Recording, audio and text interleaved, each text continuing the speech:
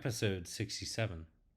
In this special uncontaminated episode, I sit down with Joshua Farinella, subject of the Outlaw Ocean Project's investigation, The Whistleblower, published March 20th this year. And for those whom are unfamiliar, the Outlaw Ocean Project is DC based investigative journalist Ian Urbina's Emmy winning project. To find out more, visit theoutlawocean.com. Farinella openly speaks out as former general manager of Choice Canning's Amalapuram's India shrimp processing site. Citing not only horrid labor and workers' living conditions, Joshua also documents the blatant attempts of upper management to cover up the large quantities of shrimp exported to the United States farmed with antibiotics and protected by falsified certifications, thus forcing an American consumer to inquire, where does our food really come from and at what cost? So please enjoy this very special conversation. Thank you.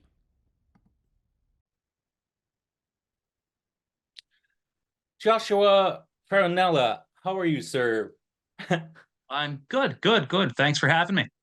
You're very welcome. You are recently the subject of Outlaw Oceans Project's whistleblower investigation, which was recently published. Was it this month or last month? It was towards the end of last month. Okay. I've done in the last couple of days. I've read the investigations. I saw the videos and try to digest all the information. But can you kind of reflect back of how you came from the States and became the subject of such a investigation, and how you came into becoming a whistleblower yourself within your company, I guess. Yeah. So almost 10 years ago now, I got my start in seafood with Choice Canning Company at their factory in the US. It's about 5 miles from my house in Pennsylvania. Um, I was with them until 2020. Moved on to another seafood company out of Cape May, New Jersey. And then towards the end of last year, Choice Canning recruited me to come back to them to take over a new facility in India.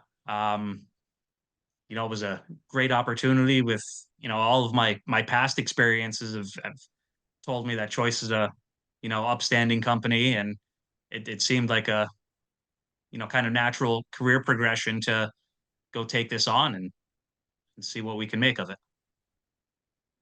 Well, now, did you have any expectations going into that type of role? Have you had experience overseas or traveling abroad at least? Or was that your first time working internationally, I guess? That was my first time, really working internationally. I've gone over to the EU a couple of times, but that was mostly to, short trips, to meet with a customer here and there, and that was about it.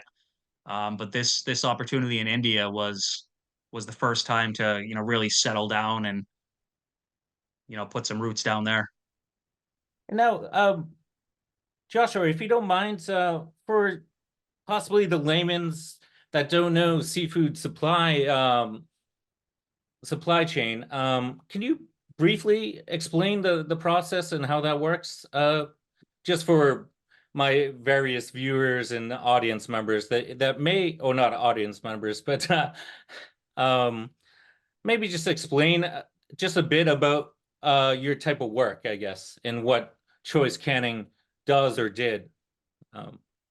So most of my work had been focused on, supply chain security, quality assurance, quality control, and regulatory compliance. In the shrimp industry where I was over in India, the the shrimp starts out on, farms. It's, ponds where the shrimp, they're grown, they're harvested, um, they're transported to the factory whole. They arrive at the factory, then they're unloaded, they're beheaded, they're peeled, uh, cooked, or just frozen and then packed for the customers here in the US. And is it correct that what? Yeah, through my light research, more online research, is it about 90% of U.S. seafoods imported? That sounds about right. Hmm. Interesting. And what do you think that is? I'm just curious. Is it just a dwindling natural supply? Is there enough in the North America region or Atlantic Pacific or Gulf or? So, I mean, speaking in terms of shrimp, the U.S. does have a very good uh, domestic shrimp fishery. Especially down in the Gulf region. Um, a lot of the product winds up being imported, though. Pricing, and there's other factors that lead to you know uh, these other countries being able to keep the costs down. Hmm. Interesting. Yeah, just I'm just curious about the background of why, yeah, or just a bit about the process in the industry for um some background stuff. So I'm sorry, like again, I told off record I'm getting warmed up into my interview processes again. Um, so what was that transition like from when you left the US and when you hit the ground running in India? Uh, what was that experience like, the first couple of days? And I guess when did you start noticing the conditions reported by Outlaw Ocean and stuff like that? So when I hit the ground over there, um, it wasn't as much of a huge culture shock as I expected. Hmm. I mean, it was, but I'm pretty adaptable. I mean, just drop me off somewhere, I'll figure it out. Um, the town that I was living in, the people there, they were amazing. It was really awesome. Um, and then once I, got to the factory and you really start to settle in and see what's what, what the different processes and how everything's going on, then little flags started, these little red flags started popping up, and find myself starting to question things. Well, was it clear to you at the time initially that maybe the local managers and operations managers were trying to hide stuff or kind of just not show you the whole picture, the totality of the picture of operations, or um, did you get a Not sense of that? initially. Hmm. When I first got there, everything seemed pretty transparent. It wasn't until I think it was towards the end of November, middle of November, end of November, that I got that first text message from a in the middle of the night from one of the managers who was on site saying, "Hey, we've got this woman, a migrant worker, trying to climb over a wall and escape the compound because Hmm. security wouldn't let her leave, and she had to pay money for a Wow. contractor to allow her to leave." Wow. That was first red flag where maybe things aren't as happy as they seem. Hmm. No, is that well, do you know if these conditions were occurring prior to your arrival? Do you or like the history of these types of conditions with or choice canning? Was it just unique to that plant, I guess, or uh in a overarching with their overarching plants as well? There are facilities, I guess. What I guess were these experiences unique to just that location, or do they have? Do you know of any other instances in different plants? I guess. Um, so I didn't know of any other incidents like that, with different plants or different companies, um, really until after the Outlaw Ocean piece came out and the two other publications and reports that published on the same day pretty much said the same thing. They had the same kind of documentation of these issues, throughout the industry. Hmm. But so going back to your the first initial email saying that the woman or wanted to leave at 2:30 a.m. Did you initially take it as, oh, maybe this is a unique incident, but then other occurrences came up and then you recognized the pattern? Yeah, so that specific incident, when we had a meeting about it the next morning, it was explained to me that it was just a misunderstanding. She was, free to come and go as she pleases. We just wanted to wait till daytime so we could send her back home and it would be safe. It was just misunderstanding. Yeah. But as time went on, there were several misunderstandings. Um, regarding, the worker conditions, the conditions they were living in, the number of people that were living there on site. And it was just misunderstanding after misunderstanding after misunderstanding that very clearly started to form a pattern of something's wrong. Hmm. Hmm. So at well, I guess witnessing all those patterns and instances, when did you start to formulate like, I need to kind of report this or document this and get it out there? Like, what was that threshold in your mind where it's like, some people would say, oh, I'm making good money for um, this position. I'll stay here for whatever length of time and just get out, avoid any clashes or conflict with what I've witnessed. What made you actually want to speak out from? Um, I don't know if I could point to one specific event, but kind of going back to what you just said in the question there was, yeah, I was making great money. And the Hmm. plan was to spend, 5 years there, come back to the States and, essentially be at least semi-retired somewhere Yeah, near a beach. yeah, yeah. Um, but once you start to realize that, everything happening there isn't worth it. Um, having me being there being ridiculously well paid doesn't offset the fact that there are so many migrant workers sleeping on a floor. Hmm. Like yeah, I couldn't deal with that. Yeah, yeah. Um, and also what I've read as well that you know the shrimp were tainted with antibiotics as well. I not tainted uh is tainted the best word or more infused or uh Um, tainted. Well, I mean, the antibiotics were intentionally there. yes, yeah, yeah. Um, so I mean, I contaminated works. Hmm. Yeah, either or really. Okay. But Yeah. I mean, the U.S.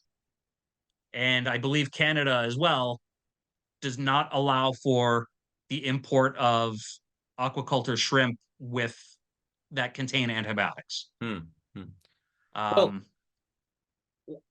well, through my like research that I've noticed that the FDA only gets to about 1 to 2% of imports to inspections wise. So, um, I guess how do you prevent that though? I mean, with such a low rate of inspections of imports of seafood, how do you track that? How do you prevent that? Or is it through getting um stories out like this, or your stories out like this? But I guess that goes to policy level, right? Or like more resources into FDA and focused on imported seafood.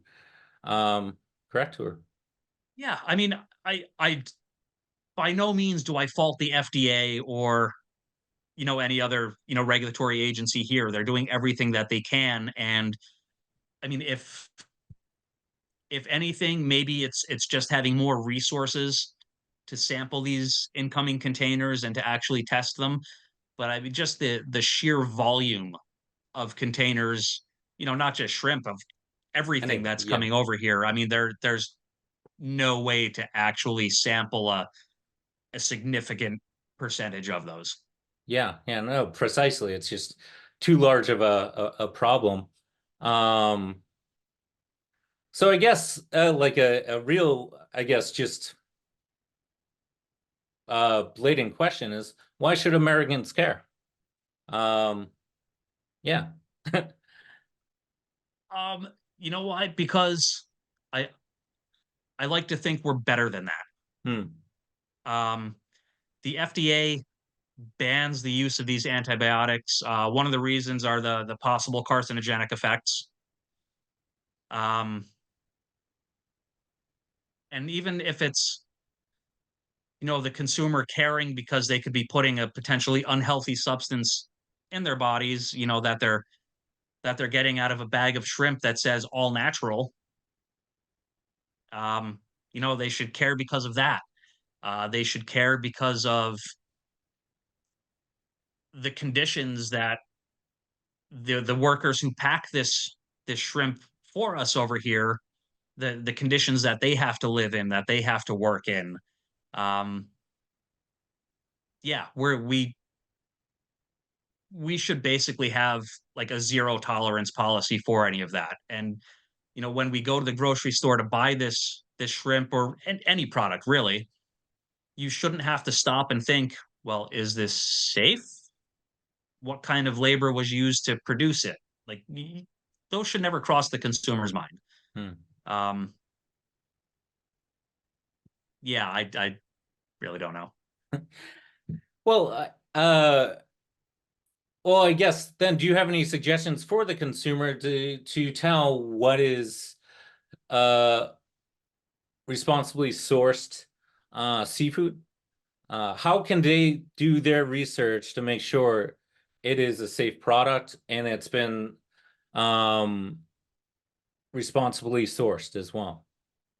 So that's where the other, catch 22 comes into play here is, these products all have some sort of certification or stamp that goes along on the packaging that says it's certified under whichever audit scheme. In most cases with the shrimp here, we're talking best aquaculture practices. Um, that certifies everything from the feed mills to the farms to the producers, that all of it. And like I said, that's what the retailers hang their hats on, is selling this certified product, and that's what us as consumers look and see, and okay, everything should be good. It says so right on the packaging. But unfortunately, some of these certifications are it's very easy to kind of circumvent the process of getting them. Hmm. Well, I noticed that, well, through my readings of the report and investigations, that it looked like the company hired inspectors and auditors themselves. So isn't that like um one must question that type of process when the company itself is paying inspectors and auditors on their end to create was it real documentation, or was it were all those certifications just more fixed in their favor, I guess, or nudged? So I can give you a couple of examples as far as the certifications go. Um, the best aquaculture practices certification has a social accountability section in it, Hmm. and that'll cover all your payroll documentation, all of the labor conditions, the housing. And for the factory that I was at, every day there were almost 500 local workers coming on site, plus 650 migrant workers who lived on site. Hmm. Now, when this audit started, the auditor asks, okay, how many workers do you have? and the auditor was told there are 0 local workers Wow. and there are only 250 migrant workers living on site. Wow. Now, right after that's filled in on the audit report or the auditor's notes, he's going to take a tour of the facility and physically walk past 700 workers and Wow. not bat an eyelash, saying, hey, this seems a little off. Yeah. you know um and then there's other instances, with the best aquaculture practices audit, where you should only be sourcing your shrimp from other farms that already have this same certification, so that you're getting a quality product. There's no antibiotics involved, and that auditor will be shown one set of documentation that says, hey, here's all of our certified farms that we buy from. And then you find out afterwards, from the quality assurance department, where they say, yeah, we don't actually buy from any of those farms. We only buy from local unregistered farms. Hmm. Wow. But it's again a situation where the auditor isn't going to, if I give him a list of, these 20 farms that are all certified, he's not going to call those farms and say, hey, are you selling a choice? So they rely on what you show them. Hmm. Hmm. Now, is it do they push any further, or once you just show them the documents, they don't ask questions after that? Or For the most part, they're not going to ask any questions after that. hmm. They they primarily want to see your processes, your procedures, and your documentation. So if you show them one paper that says, "Hey, this is what we do," and it's perfect, and then show them the documentation to go along with it, say, "Hey, here's who we get everything from," they're already certified. Then Hmm. there's not going to be anything, no follow up to that. Now, are these government organizations or private auditors and inspectors? These are private auditors and inspectors. Hmm. Hmm. So is there any like regulation on the Indian government side of things uh, for such Um, processes? there is, I guess it would be, or I guess it's meant to be similar to, the FDA here or the CFIA up in Canada, Hmm. where they'll come and inspect. They want to check your paperwork and make sure everything's on the up and up. Hmm. Um, but again, there's no real, validation of any of that. Hmm. Hmm. And now going back to the to human rights or labor conditions as well. Did uh sorry, I lost my train of thought there. I was like, had something, it just flew away. Uh, Going back to the working conditions for the laborers, um, they were certainly substandard for your perspective, but do you think they came from even worse conditions? One could say. I'm just questioning culturally. What do you think drove them to kind of work for such of a company and also live in such conditions for the non-locals? Um, so specific to that question there, I was speaking with one of the employee welfare executives on site, and I was talking about the conditions that we had on site, which were deplorable. Mm, As specific to people sleeping on floors, no blankets, no pillows, no nothing. And it was the answer that was given to me was, it's better than what they came from. mm. But again, that doesn't make it right. It still doesn't.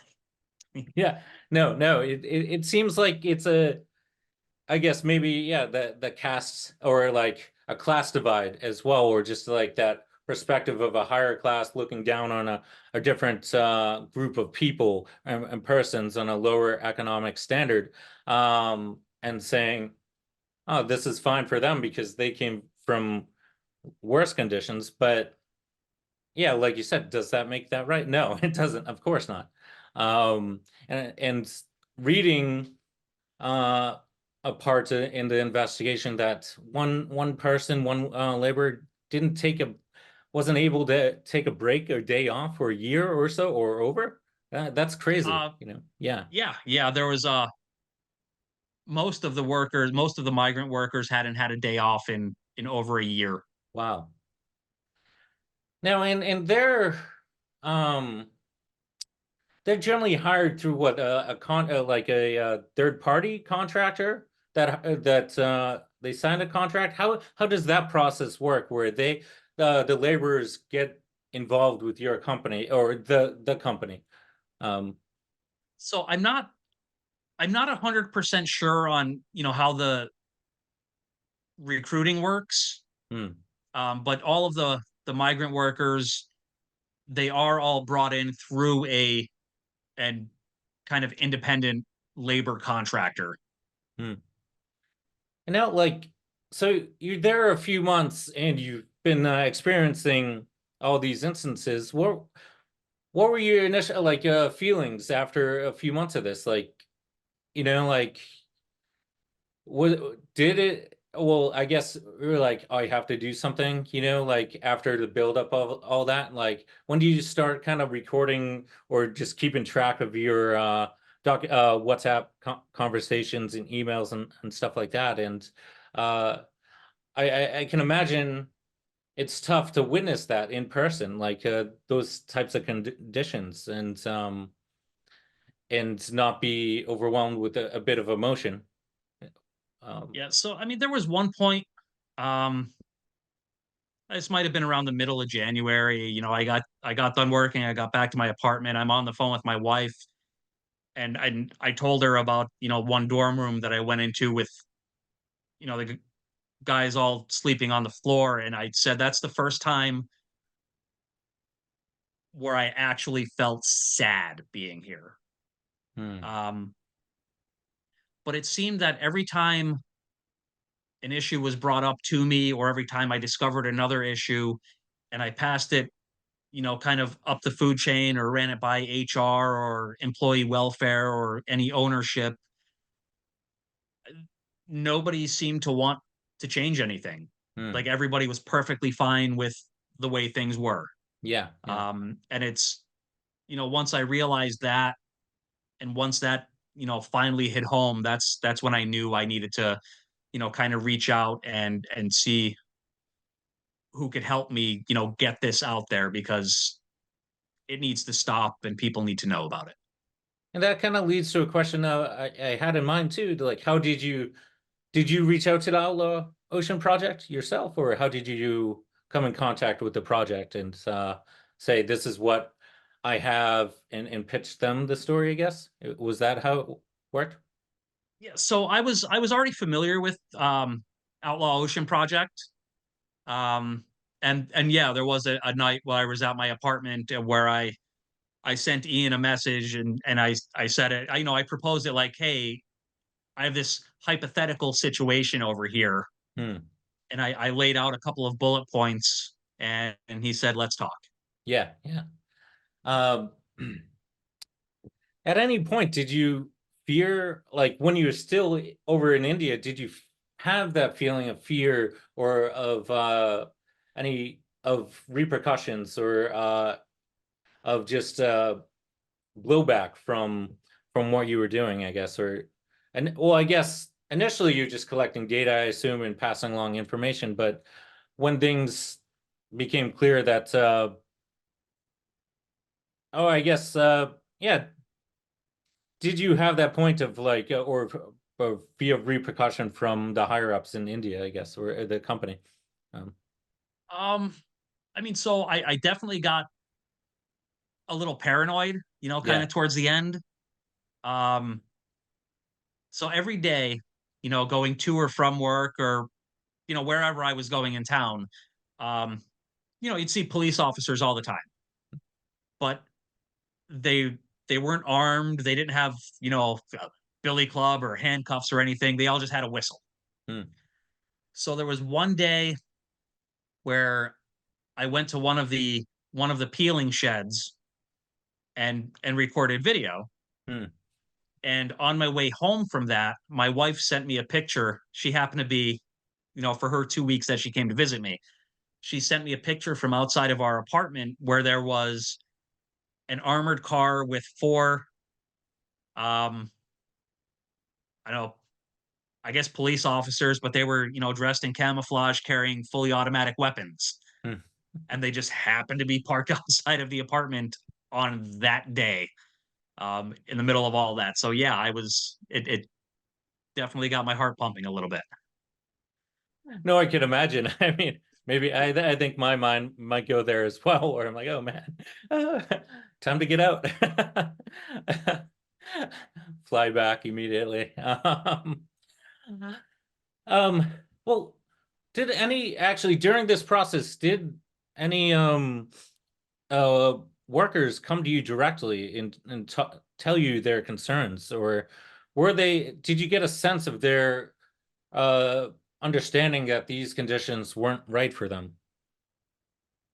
So I had some conversations, mostly through WhatsApp, with one of the female migrant workers, and I made it very clear that I really want to help everybody who's there, but I really need you to tell me what's happening. Hmm. Um, because nobody was actually going to show it to me, and there's a big communication gap. I don't speak Hindi. Most of them don't speak English. Of So course, yes. anytime I wanted to have a conversation, I'd have to bring somebody else along who would have to translate, and I really didn't trust anybody to tell me exactly what anybody was saying. Yeah, yeah. Um, so at one point, during this WhatsApp chat, the person I was speaking with said, "So you'll really help us?" And I said, "Absolutely." And I asked the question, about how she wound up here, and the question I asked was, "How much money did you have to pay to come here?" Hmm. And now keep in mind, the conversation up until that point, all of the messages from her were in sort of a broken English, where you could tell English wasn't her first language. But the reply I got to that question was, "Nah, I didn't have to pay a single penny to be here," Hmm. in perfect English, with US currency mentioned. So I got to the point where I don't even know if I'm actually talking to this person or if somebody else is monitoring their phone. Hmm. Wow. So that was pretty much the end of any conversations along those lines. Now, was everything surveilled around the facility as well? Like, I imagine constant CCTV and stuff like that. Yeah, there were 64 cameras, Hmm. throughout the compound, plus about 6 security guards. Hmm. Now, like, could you describe a bit about the well, you said you wandered onto a dormitory that you weren't supposed to see or they didn't want to show you. Could you just describe a bit about the living conditions a bit? I know obviously persons living on or sleeping on the floor without pillows, bedding, etc. But could you just briefly describe that experience of witnessing that type of living environment, I guess. Um, it's somewhere between, being sad and being really pissed off. Hmm. Um, because that's not how people should have to live. So it's sad seeing that people are living like that, and it's incredibly aggravating knowing that, more management and ownership were giving it, the okay. Like this was the norm. And now, was this just a cost-cutting measure? Like, did they not want to invest in the laborers, or was that not even I assume, was that even part of the culture over there? Like they just treated them like lower, um, just as labor, basically, not thinking about them as humans. They were just saying this is the basic needs. They have some food, they have some shelter, and they need to produce for us. Is that their kind of train of thought, their ethos? And Um, at the end of the day, and through numerous you know conversations, emails, and text messages, I mean, the goal is get the product out the door. yeah, Um, it didn't. There were so in the let me back up a little bit. Sorry. So in the dormitory facilities on site, where there's 650 people living, there are toilet and shower facilities for about 250 people. hmm, There are beds for about 500 people. hmm, And everybody from, HR on up knows that this is wrong. So if there was, say a social audit about to happen, um, these workers would all be shuttled off site so that you could only see the a number of people that you had adequate facilities for being there. yes, yeah, Or there was in one of the conversations I had with HR, he mentioned, well, I know we don't have enough toilet facilities for everybody, so we're going to have engineering kind of put up this pretend construction site so we could tell somebody, hey, we're in the middle of building these things, but we're not actually building these things. yeah, yeah. Wow.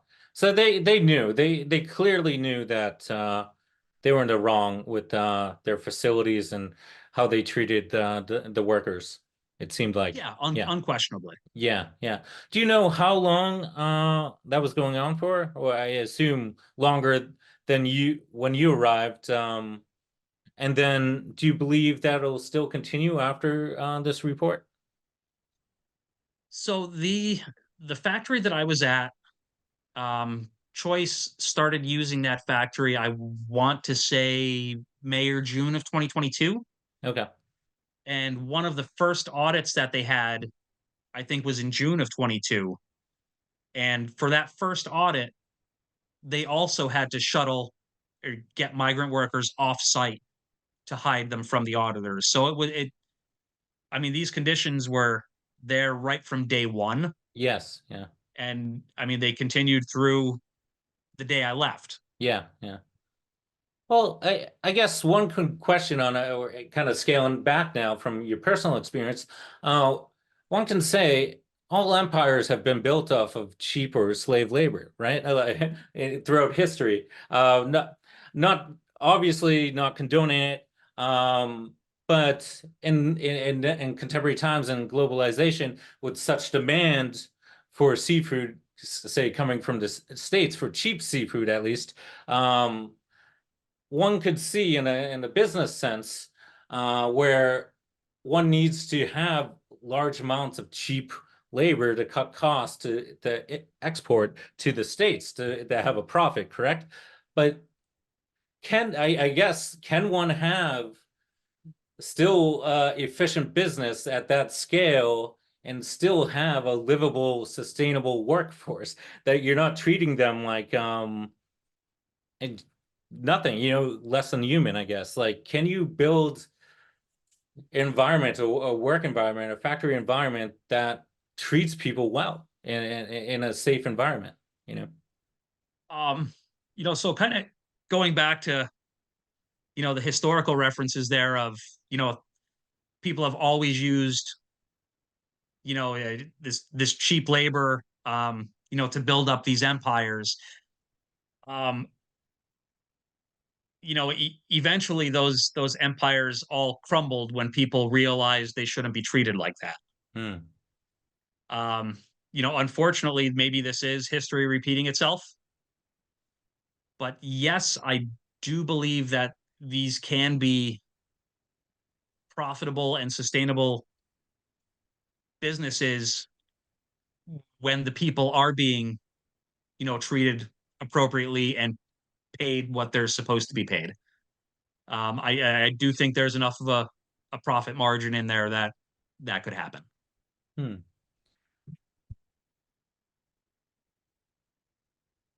I'm sorry, I get in my head. I'm trying to imagine I like to imagine solutions, like how do we do it, like, but also the issue is now it's like we're at what are we at 7.5 billion people on Earth now, and then or estimate like just off the top of my head, and you know natural resources are dwindling, so thus creating, like I said before, I believe the need for farmed seafood, and mass production of seafood and foods in general.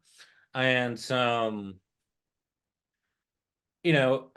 particularly if we look back in the States as well, regarding like meat, to how do you keep them fresh and sustained, without hormones and antibiotics and stuff like that too. And I don't know where I was going there. Sorry. I was kind of going on a diatribe, but I guess, yeah, just a question. I like to ask those open-ended questions is how do the food supply chain is complex these days because of the overpopulation and the mass quantities of food that needs producing, but how do you keep it organic or try to keep it fresh and organic and healthy for the masses?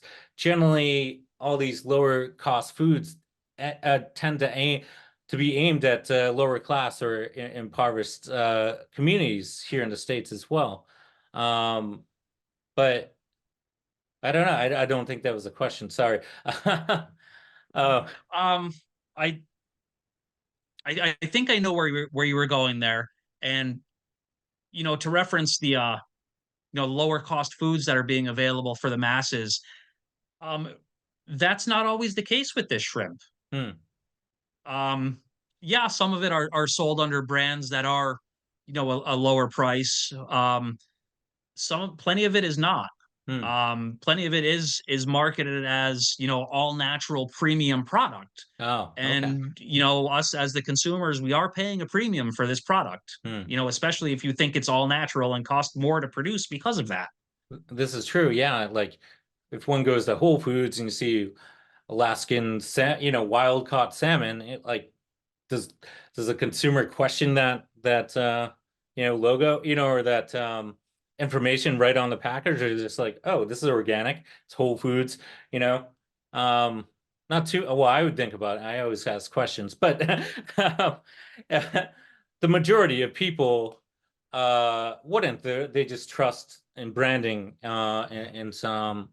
So actually, on that note too, I'd be curious. I'm curious on like what type of shrimp, I guess. Like, what's the farming process like, or like, how does that work? Or are you knowledgeable in the farming process? Or I'm not hugely knowledgeable on the farming process. No. Oh, okay. I was just curious. So, but you had several types of shrimp.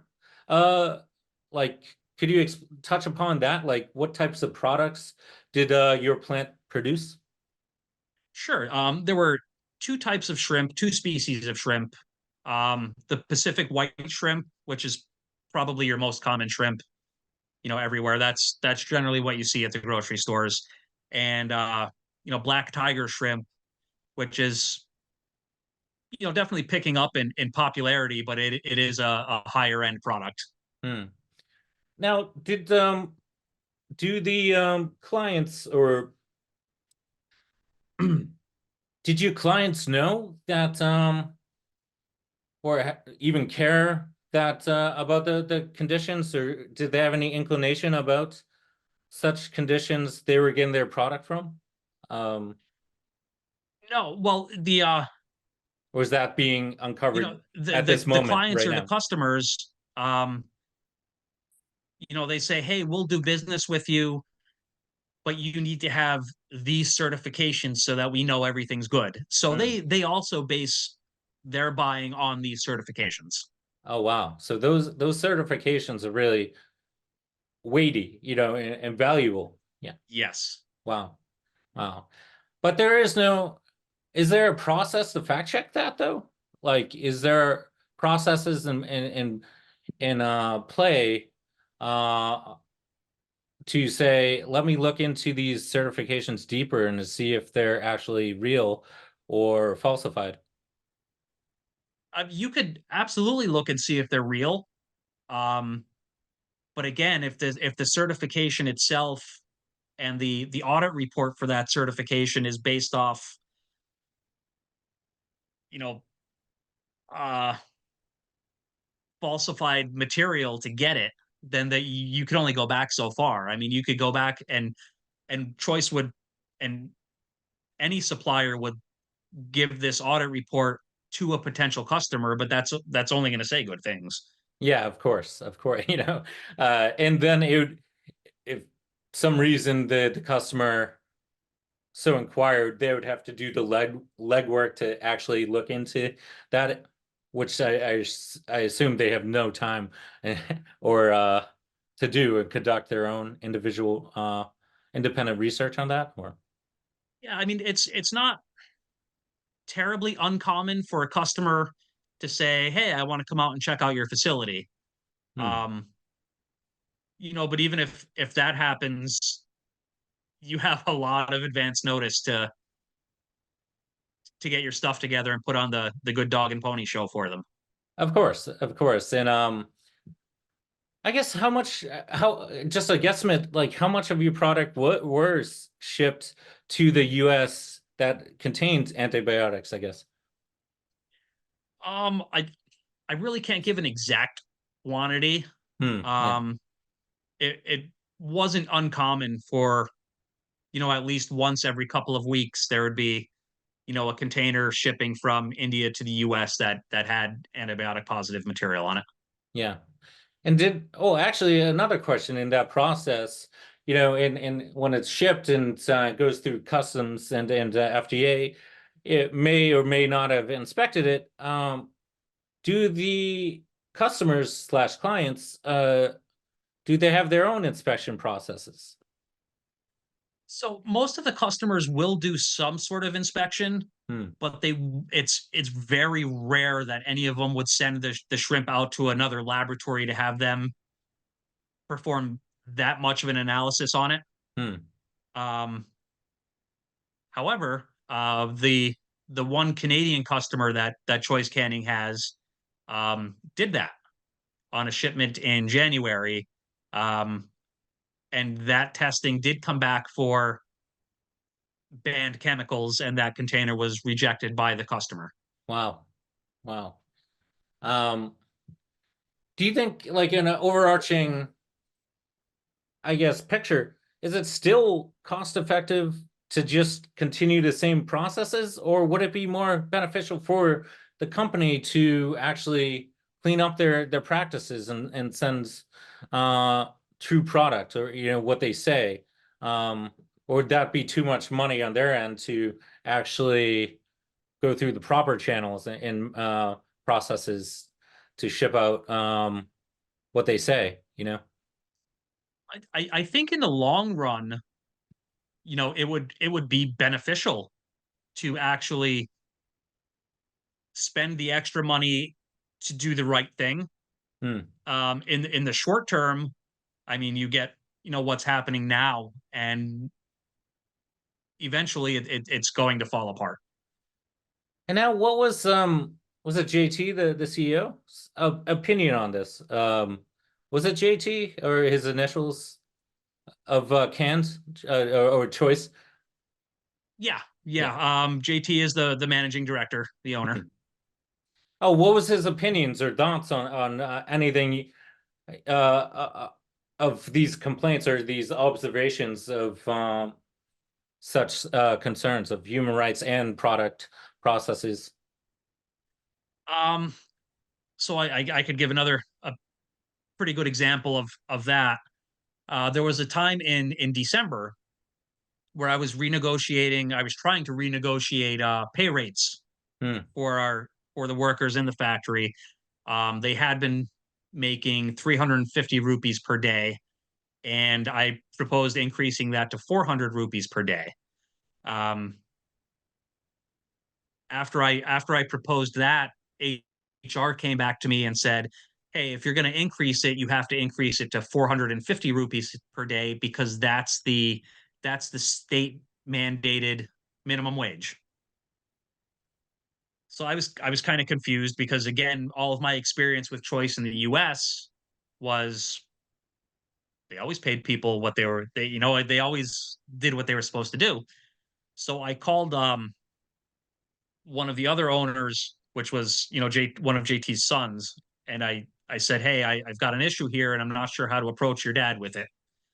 Because I think he's going to get, pretty upset by it.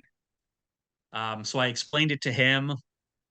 He passed it along to JT, and JT immediately sent an email out. I'm shocked that this is happening. We always pay what we're supposed to pay.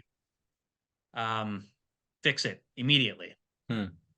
Right after that, the VP of HR chimed in and copied the legal team on the email as well and said, "Sir, we paid everybody exactly how you told us to pay because you said we weren't going to be here long and didn't need to." So that's, yeah. And so like again, I had something good. With all that, and so they were in the process of constructing a new plant, or was that expansion, or just moving away from that? That was actually the plant I was hired to run. Ah, It is a brand new construction, super modern. There's equipment in there that hadn't been used in the shrimp industry before. It was set to be this awesome factory. We could produce huge volumes of product. And like I said, that's the plant I was hired to run, and I was told that plant would be up and running, by January. Um, as of February 15th when I left, that plant was still months away from being, operational. Now, I guess, so I guess so once you decide to kind of blow the whistle on these processes, did you were you thinking about, I guess, the workers' voices, the unheard voices, and you're thinking about the channels of how to get it out? And I guess what was that decision process like, of like, oh, I'm definitely going to speak out about this, and you know, I'm sorry, I'm bouncing all over the place. But I guess, yeah, what was that decision process like of I'm just gonna leave and file whistleblower complaints with the federal government, correct? Is that can you explain more on your decision process of just leaving and starting this this investigation with Ian? It was a lot of trust. It was a lot of trust that I have in Ian and the Outlaw Ocean Project, and a lot of trust that Ian had in me with what I was seeing and with what I was reporting to him. And I definitely knew that that was the right outlet to get this out there. At the end of the day, all I want to see happen is change. I want to see the right thing happen. I want to see, the right safe product come to the states here, and I want to see the workers who are packing it be treated the way they're supposed to be treated. That's, I mean, it's easy to say. I like to say that's all I want, but I know that's a lot. Yeah, yeah. Well, do you imagine this is just the start of systemic change, or do you, I guess, like through your report or getting it out there, do you imagine this will enact some systemic change on that note, or will it just be business as usual and they'll just try to, just wash away your your reportage and your observances from your experiences. So I guess like my question would be, how much faith do we have in speaking out, and that speaking out would actually enact systemic change, comparatively to just being washed away in a flood of information these days? I I like to think it can be the start of some real change. Hmm. Well, I'm not naive enough to say, oh yeah, that's going to happen, overnight. Or hey, by Friday everything's going to be all well and good. I know that's a huge undertaking, and it will take time. Um, but it has to start somewhere. this is true. And actually, another question regarding my earlier question, why should Americans care? How do you get Americans to care?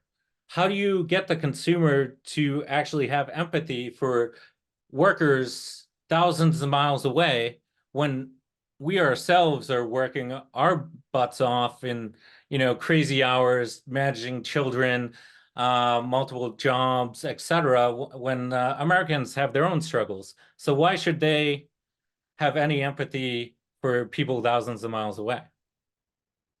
Um, so the one thing that you and I get to do, and that everybody else over here gets to do, is we could finish up a work day and we can go home, Hmm. or we could go anywhere. Um, Now imagine you couldn't. Imagine you had to sleep where you just worked. You have to sleep on a floor where you just worked. You don't have any recreational areas to do anything. You have to eat food that only comes out of one small dirty kitchen. It, Imagine that's you or your kids or your neighbors, and maybe if you could really picture that, then you'll understand why a change needs to happen. Hmm. Well, another question, or based off that as well, it's how, how do you get this information, these stories to the masses? As I'm a unique digester of news, and I digest information, and I knew of the Outlaw Ocean Project myself last year, but I'm not sure if the mass American public receive all this information, or even pay attention at times due to their busy work cycles and lives. So how do you get it to a wider audience? I guess the message, the stories, to the mid America, I guess. I think it's a combination of things. I mean, in a way, it's kind of grassroots. Um, you know, Publications and podcasts, such as yourself. Um, you know, you publish yours, somebody else picks up on it, then they run with it, then Hmm. somebody else does the same and the same, and eventually, I hope it gets big enough that enough people hear about it. Um, I also hope, and I don't know, that some of the retail customers over here also hear about it, and maybe decide to, maybe we shouldn't have that on our shelves from that place. Hmm. Then it can then a some family out grocery shopping, walks to pick up a bag of shrimp, realizes there's no shrimp there anymore, and says, oh, I wonder what happened. And then maybe they could find out. I don't really know, but Hmm. Hey, oh, yes, that point of just having the consumer start questioning why there isn't shrimp in the, in the aisle, or, the freezer, whatever, I think that sparks the seed of change, is when people start asking questions about things, and processes. I'm like, where does my food come from? Like that question. Um, and then people will start hopefully digging deeper into that, like, oh wow, I don't want to purchase their products anymore because their labor practices, etc. you know So you're right. I guess, yeah, through organic communications and my kind of conversations like this and putting it out there and spread a word of mouth. Though has any political leaders picked up on this or showed concern about these processes? Yeah. So the House Committee on Natural Resources, they did send me a request for all of the documentation. Well, they sent it to me through the Signals Network, my whistleblower attorney, Jennifer Gibson. But they did request all of the documents that I gave to Ian so that they could look into it. So it definitely has the attention of people that are, pretty high up there, and people that are in more of a position to start making a change happen. And how are also a question is, so if they do switch suppliers, I imagine that other factories out there globally are kind of similar conditions. Would that be the case? Or this, I can't imagine this is just a unique case in this type of industry internationally. You know what? Just with the AP report and the Corporate Accountability Labs report that came out on the same day, they do tend to show that it is a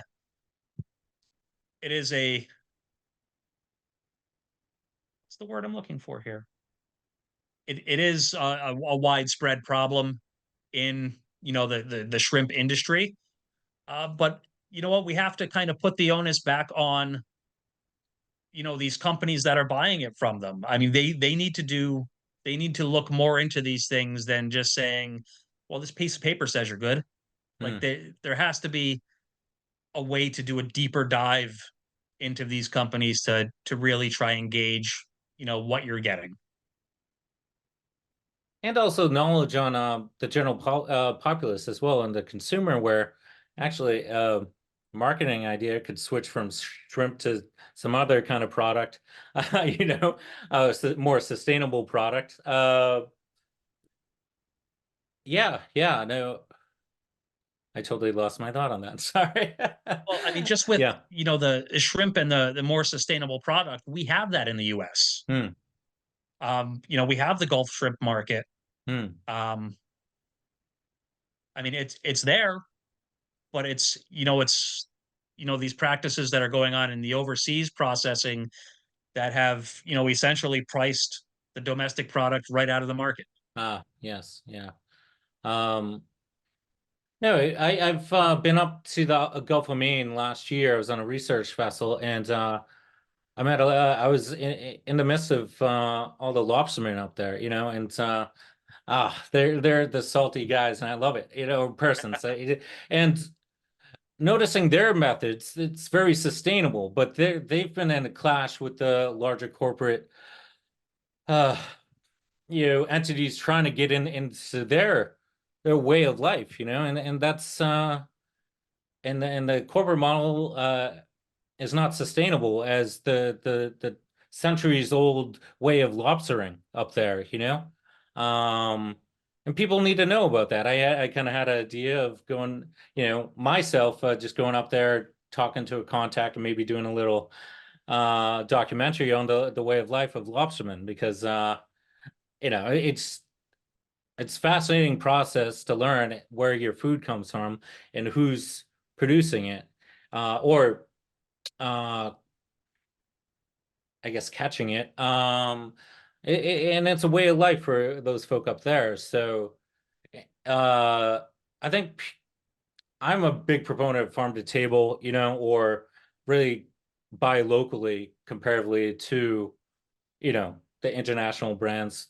But it's hard to do for a lot of people, particularly maybe in the cities, large scale cities. If you're not, like, I'm in New York myself now, in upstate, and which is a lot of farms and local farm to table stuff, which is big difference from the quality of food I was getting in New York City at the time, So you notice the difference of the quality of Absolutely. meats vegetables, just, so it's like, I know this is more just theorizing. I'm like, how do you get, organics to the masses of people in the US? And we'd be a healthier nation, of course, but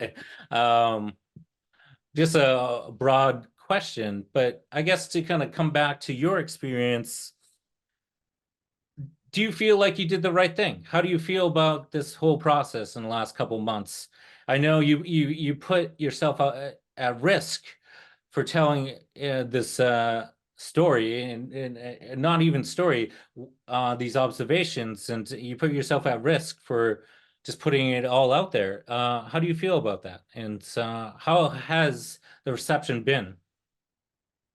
So I don't doubt for a second that I did the right thing. Hmm. I would do it again. Um, like I don't question that at all. Um, the reception that I got to all of it, I get a lot of messages, supporting what I did. Um, but at the end of the day, if a change doesn't happen, then like it has to mean something. Hmm. Yeah, no, it's hard to yeah, it's hard to take on large systems like this, and we want to see change, but I would love to yeah, it's hard to see how will it happen, but I'm curious to see, a few months down, see if there's any changes on choices, and if they choose to update their methods, or do you think they'll continue the same ways, I guess, or do you think they'll change a bit? I hope they'll change a bit. Hmm. Um, I mean, the only thing I know right now is the response that Choice did put out saying it's all lies. So I hope that evolves into we'll fix it. Yeah, yeah.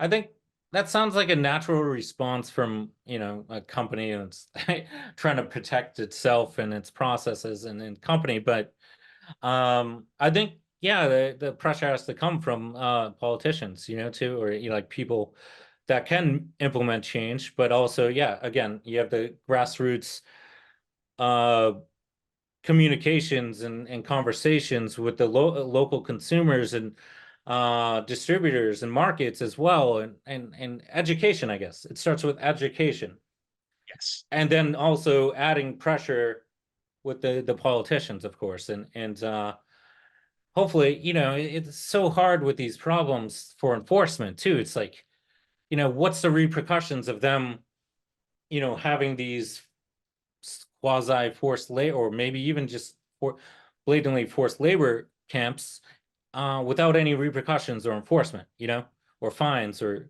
large fines, or imprisonment, So it's like, if there are no checks and balances, like, large entities are just going to continue to do what they do. Um, so yeah, that's a larger conversation, which I, which I hope is posed through town halls, or local communities as well.